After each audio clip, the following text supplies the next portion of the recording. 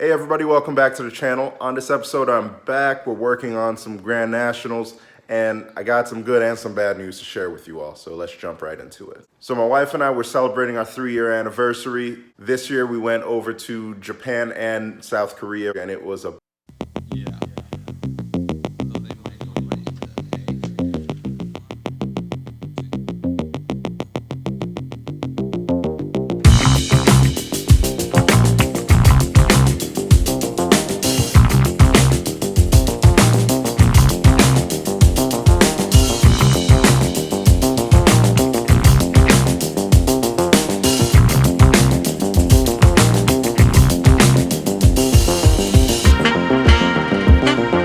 awesome to see how the other half of the world lives, but I'm happy I'm back. I've been missing my Grand Nationals this entire time. I've been ordering parts, so I'm excited to get back into it. And the first thing I started to do was clean up the shop, and that included draining out some oil, and that's where I got some really bad news. So the last thing I did on my 87 Turbo T before I parked it was I replaced the muffler and I dropped the oil. And I just drained and filled it, didn't think anything of it. It was only because the car had been sitting for 10 years. You're looking at bearing material and it's all over the pan. So unfortunately, we got to replace another engine. I guess those 3 Grand National engines are really coming in handy because one is already spoken for by astroroof that's up there, and it looks like my 87 is calling out for the second one. It gives us the opportunity to build it better, build it faster, build it stronger. The great part is we have the engine block in case we need to do it. Seems like we got some more Buick projects on the way, but let's get back to this 84. We got to get this engine rolling. I want to get this whole thing out in this episode. I'm back. I'm working hard. I'm doing all of this so we can enjoy some boost weather. And remember to like, share, and subscribe. Let's get to it. First things first, started to drop the oil, and this one has 250 miles on it, but it smelled a lot like fuel, so I'm happy to let that get out of there. Had to unbolt my aftermarket crossover. I have aftermarket headers on this car. Everything bolts up fine. Check out that video if you want more information on that. Then I started to remove the wiper arm, just get that out of the way. Not necessarily needed, but I needed to do some work in this area anyway. I marked everything. I removed that 13mm nut and removed the front 2 bolts that were on it. And then I rotated the assembly up and out of the way. There are 2 plugs that I had to disconnect. Now, if you take a look right here, this is the bolt that's on the bottom of the motor assembly. You don't need to remove it. You just need to rotate it after you get those first 2 bolts out. Something they never tell you. Then I wanted to take a look at this connection. Again, you don't need to remove this, but I just wanted to get it out of the way, take a look at it, clean it up if need be. Goo Gone works really well. Brake cleaner can work well as well. Then there are 2 13mm nuts on opposing ends to unbolt the throttle body from the turbo. So I just ripped those off and got those out of the way. Moving down to the power steering pump. So there are 3 bolts that are on that adjustment area. I just have to get those 3 out of the way. And then there's a 15mm nut on the back side of it. Once you get that loosened up, the pump will start to fall. Now, I did not disconnect any lines. I don't want to have to drain another system. So instead, I zip tied it to the steering gear. I'm going to use this opportunity to clean up a lot of the wiring that you see here. I don't think I need a new harness on this car because everything worked pretty well, but there are some things I can do to clean things up underneath the hood, and I'm going to take a lot of those opportunities while I have the engine out of the way. Now, this is the first Grand National I had, so I've had this one for the longest while, and I'm still finding these signs of nesting all over the place. Now that that power steering pump is out of the way, I can start to disconnect these 2 fuel lines. So one feeds the engine and the other one is the return line. Next up, over on the passenger side, I can get the alternator bracket removed. Now, I don't have AC on this car, so I didn't have to remove the compressor, but I would like to do the same thing if I did, where I move the compressor out of the way, I don't break the lines so that I don't have to refill it on Freon. Just a few 15mm bolts and you'll have that out of the way as well. Now, underneath the car, I need to unbolt the starter and I need to get that out of the way along with the wires. So two 15mm bolts on that. And why not take this opportunity to replace this heavy starter with one of the lightweight ones? I'll drop a link in the description below for that. But once the starter's down, I can take a 13mm and an 8mm and undo those power connections. With that out of the way, I can take out the engine mount. There's a 17mm bolt and 18mm nut, and those will disconnect on both sides. And now I have access to these transmission cooler lines. Be careful here. You have to use a 1/2-inch wrench to loosen them up. Flare wrench if you have it. If not, just be careful. And I labeled the upper line versus the lower line because they look to be about the same size and I don't want to mix them up. Jacking up on the transmission here, I can unbolt the mount with these 15mm nuts and the cross member bolt that's underneath that. That way I can get my exhaust out of the way and loosen up the transmission.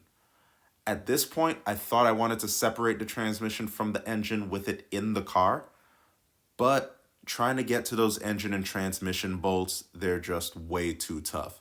So instead, I'm just going to remove all of the accessories around the transmission so I can remove the engine and transmission as one full assembly. Starting off with the shift cable. If I get real close here, you'll be able to see that clip. I just undid that one and then removed the retention clip, and I was able to separate it from the transmission there. And then there's this shifter rod assembly that goes like this.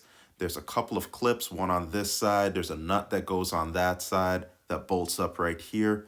You just got to undo and disconnect all of that. Remember how it comes apart. I had to loosen up those two bolts, and I was able to slide everything up and out of the transmission assembly. Then there was this cable connection. So I just unclipped that, and then there was a 7mm bolt that was up there, and that just unscrewed and disconnected. And then the final thing on this side was our speedo cable. I didn't move it too far out of the way, just unscrewed it and let it hang. I was concerned about the transmission pitching back down as I was trying to pull the engine out. So what I did was I put two straps across the body connecting to the frame, and that would hold the transmission as I tried to lift it out. And with that, we're ready for our first pull. Everything is disconnected, and I've got a chain running to each side of the head. One goes here. This is where the bracket for the alternator and compressor is. And on the back end, there's a bolt back there that goes to the head, kind of one that's on right here, but on the back side. And that gives me a clear pulling area. Now, the car is a little tall on the lift because, of course, I replaced the front suspension already, so we got a lot of gap. And then also, I've got it lifted a little bit in the air to slide underneath here. So hopefully, I can get this out without too much fuss. Let's see what we get.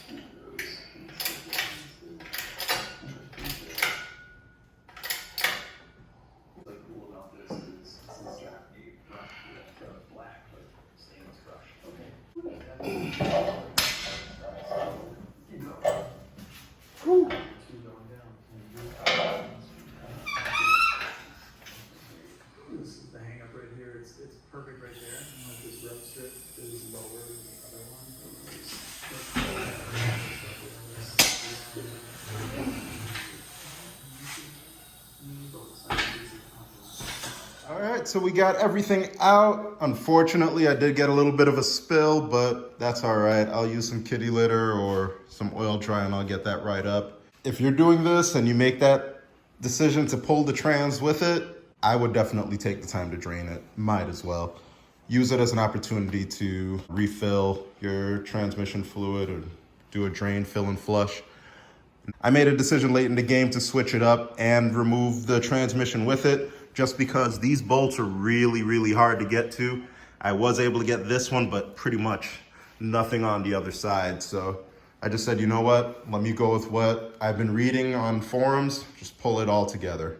And I can clean it up while I have it out, put back in something that I'm proud of. So that's finally out. As you can see, I did it with the turbo and I didn't run into any issues. I just made sure that the chain was routed away and no issues there. And my strap theory, that worked out really well. That was able to hold the trans and keep it from pitching downward. I didn't even need a jack on the tail end. And now I'm underneath the hood and I can clean up everything that I need and replace any parts that are really hard to get to, like my heater core. So in my next video, I'll tackle replacing that. I already have the parts, so that should be pretty quick. Of course, you probably won't have the luxury of being able to have all of this access, but I'll try to reenact it as if it was still in here and give you some more tips and tricks. One thing that I want to mess around with is making custom wheel arches. So now that I have the engine out of the way, I can take some proper measurements and get some parts ordered, paint them black, or do some really cool designs on it. I just want to get rid of this plastic, and the carbon fiber ones, they're $1,500. They're just a little too expensive. That was the last time I checked it. It may have gone up, but I feel like I can clean up that. I can replace these and degrease and spray all of this and get it looking really good.